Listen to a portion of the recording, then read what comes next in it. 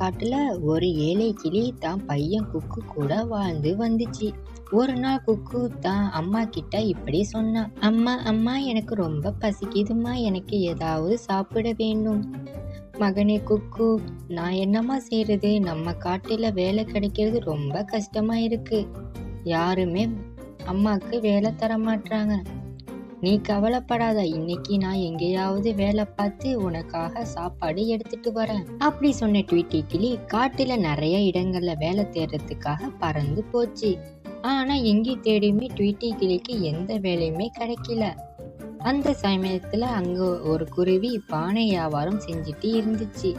அது பானைகளை தயாராக்குறதுக்காக நிறைய மண்ணை போட்டு மிதிச்சிட்டு இருந்துச்சு. அந்த நேரத்துல வேலை தேடி போன ட்வீட்டி கிளி அதை பார்த்துச்சு. ட்வீட்டி கிளி அந்த குருவி பக்கத்துல போய் வேலை கேட்கறதுக்காக போச்சு. வாங்க வாங்க, உங்களை